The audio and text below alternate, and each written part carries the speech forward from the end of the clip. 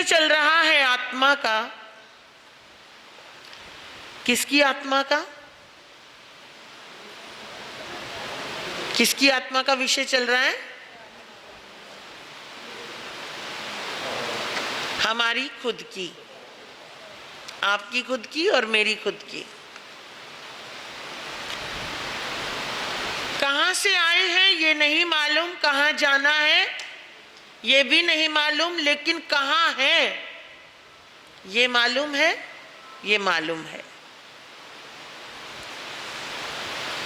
कल मैंने आपको बताया था कि जीव अव्यवहार राशि से निकल करके व्यवहार राशि में आता है। अव्यवहार राशि यानी कि निगोद, और व्यवहार राशि यानी कि 6 काया। 6 काया, 5 इंद्रियां।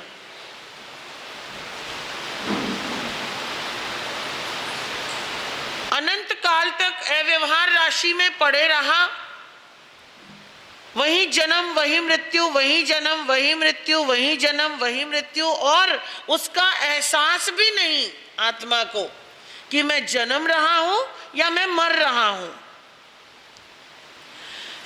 एक आत्मा जो मोक्ष गई तो कहीं ना कहीं उस मेरी आत्मा का,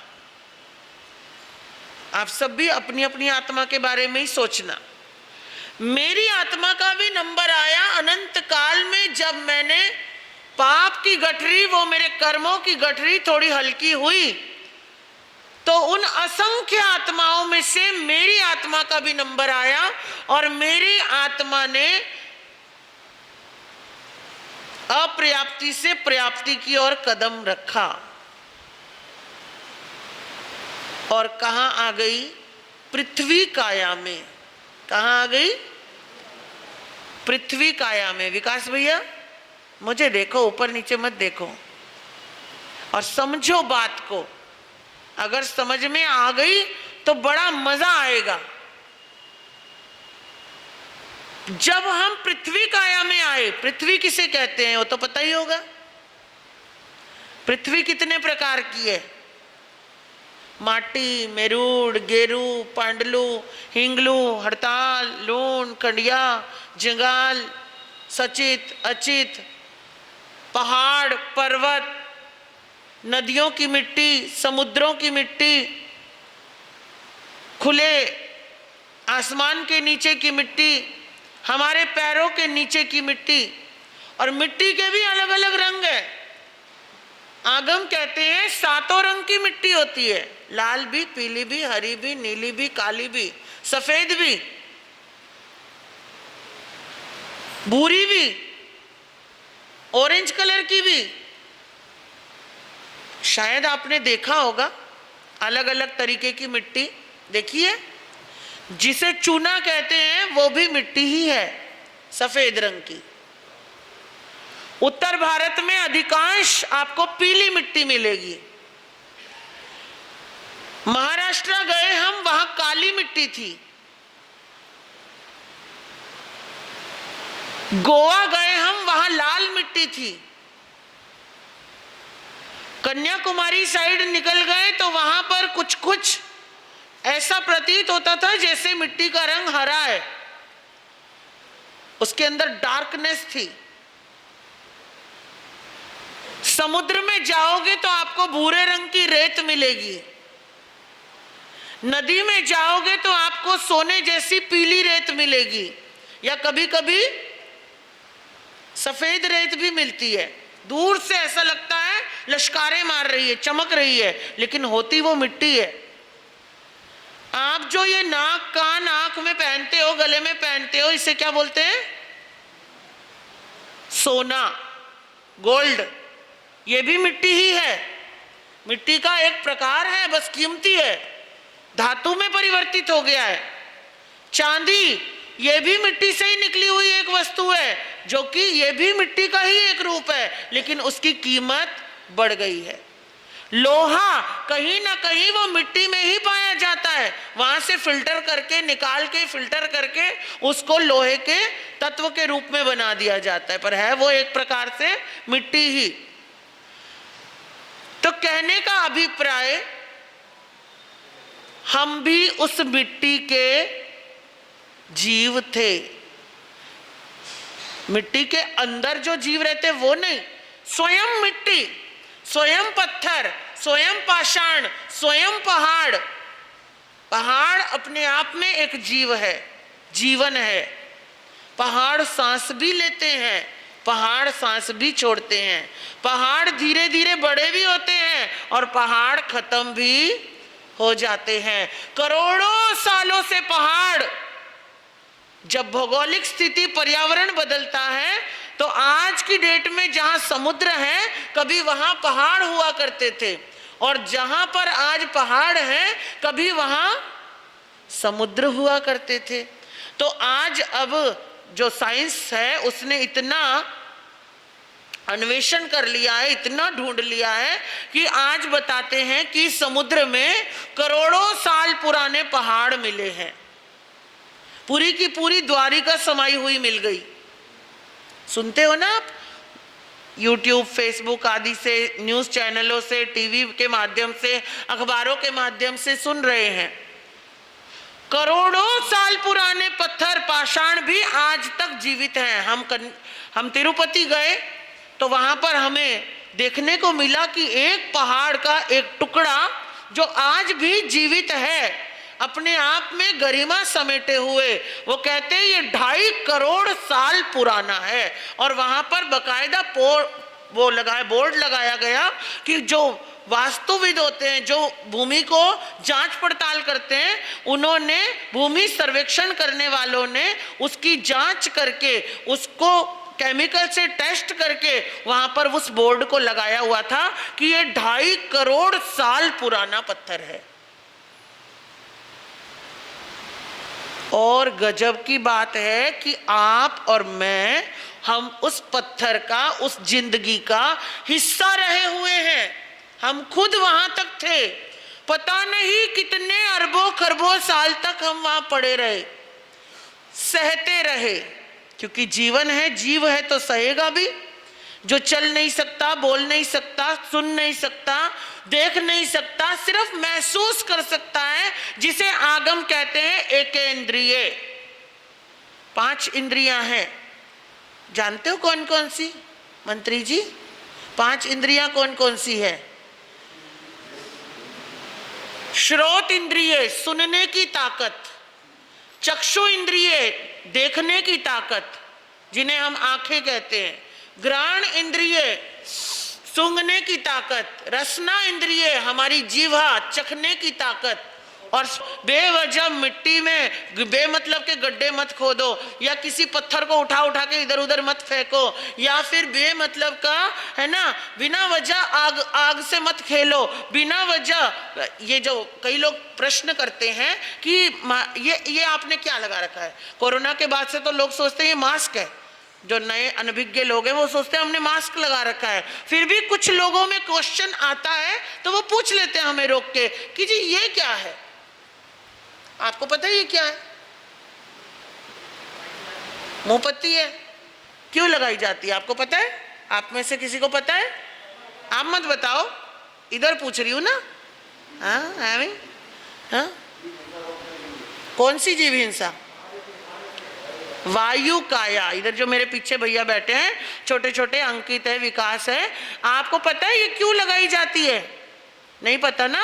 क्योंकि वायु काया के जीवों की रक्षा के लिए। कभी आप अपने बच्चों को भी बताना, या जो हमसे अनजाने में ही मिल जाते हैं वो भी पूछ लेते हैं, तो वायु काया के जीव की रक्षा कैसे होगी? तो समझिए, जब हम बोलते हैं तो हमारे मुंह की भाप बाहर जाती है, और हमारे लिए तो वो नॉर्मल चीज है। सर्दी में देखा होगा आपने, जब हमारी भाप बाहर निकलती है तो क्या होता है? हमें लगता है धुआं निकल रहा है, तो यानी गर्माई है हमारे अंदर। भीतर में क्या है? बहुत जबरदस्त गर्मी है, हीट है। और हीट जब हमारे मुंह से बाहर निकलती है, उसका एक फोर्स होता है, उसका एक फोर्स होता है, और जब वो हवा के साथ टकराती है तो हवा में रहने वाले जीव क्या हो जाते हैं? समाप्त हो जाते हैं। पहला कारण ये। और दूसरा कारण ये है, जब हम किसी से बोलते हैं तब हमारे मुंह का थूक सामने उड़ता है, छींटे पड़ते हैं। तो इसलिए जिन शासन की ये पद्धति है, जब कभी बोलो या परमात्मा के पास जाओ, संतों के पास जाओ, है ना, तो आप क्या कर लो, मुंह को बांध लो, मुंह को बांध लो। पहले के सेठ साहूकार उत्तरासंग रखते थे, यानी कंधे पर एक दुपट्टा रखते थे। आज भी महाराष्ट्र में लोग कंधे पर अंगोछा रखते हैं, परंपरा है वहां पर। लेकिन बहुत जमाने पहले, 2500 साल, 3000 साल, 5000 साल पहले की जो परंपराएं थी, वहां पर सेठ साहूकार हो या कोई भी हो, एक अंगोछा रखते थे। अब वो अंगोछा बदल कर क्या बन गया है, हमारा रुमाल बन गया है, हैंकी बन गया है। हैंकी तो अंग्रेज लाए थे, है ना। भारतीय परंपरा अंगोछे की रही है। अंगोछा रखते थे पास में, तो वो क्या करते थे, जब कभी परमात्मा के दर्शन करने जाएं या मंदिर जाएं या फिर महापुरुषों के सामने जाएं, जैसे ही साधु दिखे तो क्या कर लेते थे, उसको बांध लेते थे, ताकि हमारे मुंह की भाप उन पर न पड़े या हमारे मुंह का थूक उन पर ना जाए। ये दो कारण हैं। और साइंस भी कहती है कि आप जब बोल रहे हो, अगर आपके थूक के कण दूसरे पर गिरते हैं तो आपकी जो बीमारियां हैं वो किसी और को भी लग सकती हैं। तो इसलिए कभी कभी सर्दी जुकाम वायरल हो जाता है तो डॉक्टर क्या कहते हैं, मास्क लगा लो। आपकी भाप किसी और तक नहीं जानी चाहिए। मुंह से मुंह मत भिड़ाना, किसी बच्चे को आसपास मत लेना, बच्चे को गोदी में मत लेना, क्योंकि आपकी जो भाप है उसमें जो ताकत है, उसमें जो कीटाणु है, वो दूसरे को तुरंत कैच कर लेंगे। और हमारे संत साधु परमात्मा बीमार ना पड़े, वो भी एक कारण है कि हमारी भाप उन तक लगनी नहीं चाहिए। तो ये दो कारण हैं, जिन एक तो वायुकाय के जीवों की रक्षा और दूसरा हमारी भाप दूसरे पे ना जाए। और पहले जमाने में, अब समझिए कि आप लोग जो है मुंहपत्ती हर टाइम लगा नहीं सकते हो, ये तो बड़ी कृपा कर रखी है हमारे स्थानकों पर और महाराज साहब पर कि आप मुंहपत्ती लगाकर यहाँ बैठते हो। और अगर मुंहपत्ती ना लगाओ तो सारा दिन नंगे मुंह बोलते हैं। लेकिन पहले के आपने अपने दादा को, दादी को, नाना को, नानी को देखा होगा, जब बोलते थे तो रुमाल आगे लगा लेते थे। बड़े बुजुर्ग जो श्रावक हुआ करते थे, जैन तत्व को जानने वाले हुआ करते थे, वो क्या करते थे, रुमाल को देना, ये रुमाल को ऐसे लगा लिया करते थे बोलते समय, है ना। तो ये विवेक है। माताएं बहनें साड़ी के पल्लू को ऐसे लगा लिया करती थी, आज भी लगा सकते हैं, जरूरी नहीं हर समय मुंहपत्ती लगानी है। अभी तो कुछ महाराज साहब लोगों ने एक परंपरा बना दी, साधु को देखते ही मुंहपत्ती लगा लो। तो बहुत सारे लोग जो है जेब में रख के चलते हैं मुंहपत्ती, जैसे ही महाराज साहब दिखे मुंहपत्ती लगा लो। लेकिन खाली महाराज साहब ने बुरे कर्म नहीं किए हैं कि उनके सामने आपको मुंहपत्ती लगानी है। कर्म तो आपके अपने हैं, महाराज साहब के नहीं है। ये विवेक है, ठीक है ना, ये मर्यादा है, ठीक है, लेकिन कर्म हमारा है। अगर हम विवेक रखेंगे तो हमारा विवेक क्या काम करेगा, हमें बिना मतलब की हिंसा से क्या करेगा, बचा लेगा। अब देखो आपकी सभा में हमारे लाडले लाडले भाई आए हैं आज। आओ जी, बैठो जी, आ जाओ इंस्पेक्टर साहब, यहाँ बैठ जाओ, सामने बैठो, आ जाओ, खाली है चेयर, आ जाओ, इधर आ जाओ। ओ भैया आशीष, इधर आओ ना, वहाँ कहाँ जा रहे हो पीछे मेरे, इधर आओ। जय भैया सामने आओ, यहाँ आओ, फिर बढ़ा ली दाढ़ी, आ जाओ, है चेयर है, आ जाओ। आज देखो कितनी प्यारी बात हुई। अचानक, वो कहते हैं ना अतिथि देवो भव। अतिथि कौन, जिसकी कोई तिथि नहीं होती, जो अचानक ही प्रकट हो जाते हैं। और अचानक ही प्रकट हो गए, लेकिन इनसे हमारा बड़ा गहरा दिल का रिश्ता है, बहुत गहरा दिल का रिश्ता है। चाहे खून का रिश्ता हो या ना हो, दिल का बड़ा गहरा रिश्ता है। मेरी प्यारी बहना जिनका नाम मैं रोज लेती हूँ, हमारे हिमानी जी महाराज, मेरी छोटी बहन है, उसके बारे में बाद में बताऊंगी, पहले इनके बारे में बताती हूँ। उनका 2024 का चातुर्मास, 2024 का चातुर्मास, 25 का नहीं 24 का, 24 का चातुर्मास। यहाँ से जब हम महाराष्ट्र की तरफ जाते हैं तो पहले आगरा से बाहर निकलेंगे तो ग्वालियर आ जाएगा, ग्वालियर से थोड़ा आगे जाएंगे तो एमपी शुरू हो जाएगा। एमपी में उज्जैन और क्या मिलता है, इंदौर से थोड़ा और आगे निकलते हैं, लगभग 200 सवा 200 किलोमीटर, बराबर 200 सवा 200 किलोमीटर आगे महाराष्ट्र का बॉर्डर शुरू होता है। और उस बॉर्डर की रखवाली करते हैं ये हमारे नौजवान, यानी कि वहां पर है क्षेत्र जिसका नाम है धुले। आजकल धुले बोलते हैं, पहले धूलिया बोलते थे, शायद आप लोगों ने भी नाम सुना होगा, धूलिया है ना। तो धूलिया में मेरी बहना का 2024 का चातुर्मास था और बड़ा ही गजब का चातुर्मास हुआ, बड़ा ही शानदार चातुर्मास हुआ, ऐतिहासिक चातुर्मास हुआ। शुरू में उनकी कोई जान पहचान नहीं थी, शुरू में वो किसी को नहीं जानते थे, लेकिन धीरे धीरे एक एक करके संघ के मोती इकट्ठे होने शुरू हुए, आपकी तरह ही। और ये युवाओं की टीम आने लगी। ये मेरे प्यारे भैया आशीष, खड़े हो जाओ, जय जिनेंद्र करो। ये है आशीष जी कुचेरिया। तो ये आशीष भैया आने लगे और इनके साथ युवाओं का बहुत बड़ा एक कुणबा है, इनका कुणबा कहूंगी, क्योंकि घर परिवार जैसे मित्र है इनके, तो है ना। उन्होंने उन सबको एक एक करके लाना शुरू किया और लाते लाते ठीक है, अब धीरे धीरे महाराज जी के पास आने लगे, थोड़ा थोड़ा व्याख्यान सुनने लगे, थोड़ा थोड़ा तपस्या करने लगे। और युवाओं ने गजब कर दिया, रोज किसी ना किसी की 28, 9, 11 ऐसे उपवास की संख्या बढ़ने लगी। और उस पर भी इनका दिल नहीं भरा, तो इन्होंने हिमानी जी महाराज से कह करके हमारे सानिध्य में रहने वाली 2 मुमुक्षु आत्माएं, जिया और खुशी, आज खुशी का जन्मदिन है, खुशी को बहुत बहुत ढेर सारी शुभकामनाएं। आज की डेट में जिनका नाम है रविका और चंदना, खुशी रविका जी हैं और जिया रानी चंदना जी है।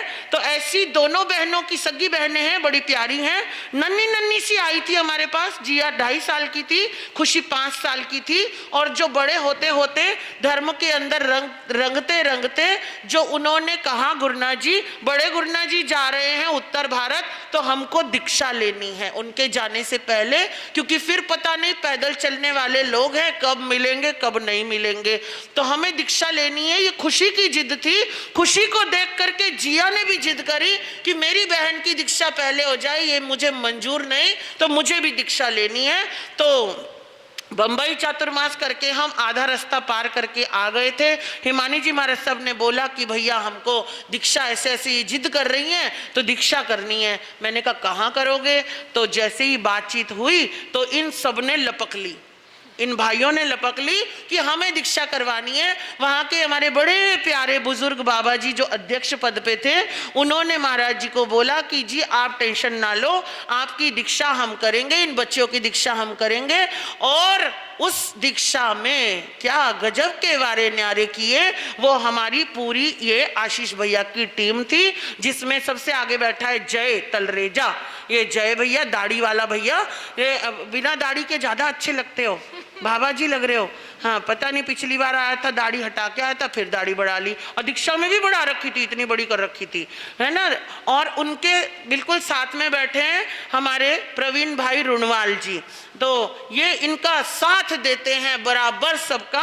और ये तो अभी 3 ही देखे आपने, ऐसे 30 हैं, 30 से भी ज्यादा हैं। और हमारे प्यारे इंस्पेक्टर साहब आए हैं आज, इनके दोस्त, इनके मित्र किसी काम से आए थे, तो आज आए हैं इस गुरु दरबार में। आप सबका बहुत बहुत मंच की ओर से, मेरी साध्वी परिवार की ओर से, श्री संघ की ओर से बहुत बहुत अभिनंदन करते हुए आपको साधुवाद देती हूँ। अपने कीमती समय में से आपने समय निकाला। रात्रिकालीन लगभग 10 सवा 10 बजे अचानक खबर आई थी कि महाराज जी हम सुबह पहुंचेंगे आपके पास दर्शन करने के लिए, नहीं रात को ही पहुंचेंगे। तो हमारे मुकेश भाई ने इनकी व्यवस्था करी रात्रि में, क्योंकि मुझे लगा मंत्री जी तो सो गए होंगे, थोड़े अस्वस्थ भी रहते हैं। इतना मुझे आपके शेड्यूल का पता नहीं है मिच्चामी दुक्कड़म, लेकिन हमने हमारे छोटे महाराज साहब ने मुकेश भाई को फोन कर दिया था और उन्होंने फिर इनकी व्यवस्था ठीक थी। भाई दिक्कत तो नहीं आई कोई? पक्का? तो रात्रि में उनको दादावाड़ी के लिए उन्होंने व्यवस्थाएं करवा दी थी और अब ये सुबह सुबह आ गए हैं। तो इन युवाओं ने जो मजा समा बांधा था वहां दीक्षा का, आपको जब कभी फुर्सत हो तो जो आपको जीत मोशन बता रखा है ना चैनल, उस पर जिया खुशी की दीक्षा डालोगे ना तो आ जाएगी। घर में बैठकर टीवी में कनेक्ट करके देखना जरा, और उसमें इनके कार्यक्रमों की झलकियां दिखाई देंगी। कैसे शानदार वर घोड़ा निकाला, शानदार इन्होंने अलग अलग रूप में, कभी साउथ इंडियन बनते थे, कभी महाराष्ट्रियन बनते थे, और कभी गुजराती बनते थे, कभी पंजाबी बनते थे। इन्होंने सारे पूरी दुनिया को लाकर वहां खड़ा किया, और सारे युवाओं ने और साथ में इनकी धर्मपत्नियों ने जोड़े के साथ काम करते हैं। वहां की महिला मंडल, वहां के युवती मंडल, वहां की बहु मंडल, वहां का श्री संघ, और उन्होंने क्या शानदार गजब की दीक्षा करवाई। तो ये मेरे दिल के बड़े करीब हैं, ये हमारे दिल के बड़े करीब हैं। और उसके साथ साथ कई कई किलोमीटर तक विहार करवाते हैं, और हमारा ही नहीं, जो भी साधु साध्वी धुलिया में आते हैं सबका करते हैं, सबके पास जाते हैं, सबका करते हैं। और कोई आपस में एक दूसरे की कोई टांग नहीं खींचता, कोई हाथ नहीं खींचता, कोई नाक नहीं खींचता, सब एक दूसरे के साथ खुश मस्ती में और आगे बढ़ते हैं, धर्म की प्रभावना करते हैं और सबकी अनुमोदना करते हैं, साधु साध्वियों की सेवा भक्ति करते हैं। ऐसे हमारे सेवा रत्न और हमारे जिनको हमने दीक्षा में युवा रत्न की पदवी दी थी, ऐसे मेरे आशीष भाई और जय भैया रुनवाल जी, और हमारे इंस्पेक्टर साहब जिनका नाम है राहुल जी फुले। राहुल जी, आप सबको बहुत बहुत शाबाशी कि आपने अपना कीमती समय निकाला। ऐसे ही निकालते रहिए, अनेक अनेक साधु साध्वियों के दर्शन करते रहिए, धर्म दलाली कमाते रहिए। तो ये बात है आज की, है ना। और प्रवचन तो हम फिर कल वापस कर लेंगे, देख लेंगे एक दूसरे को क्या करते हैं, क्या बातें करते हैं। प्रवचन तो वैसे करना है नहीं, बातचीत करनी है, और बातचीत में कुछ ना कुछ बात समझ में जरूर आएगी। ऐसा मुझे विश्वास है कि जब हम 120 दिन के बाद यहाँ से जाएंगे तो आपके पास बातों का खजाना होगा। लेकिन वो बातें कौन सी? संसार की नहीं, वो बातें आत्मा की बातें होंगी, वो स्वयं की बातें होंगी, वो स्वयं से स्वयं का मिलन होगा और बड़ा आनंद आता जाएगा।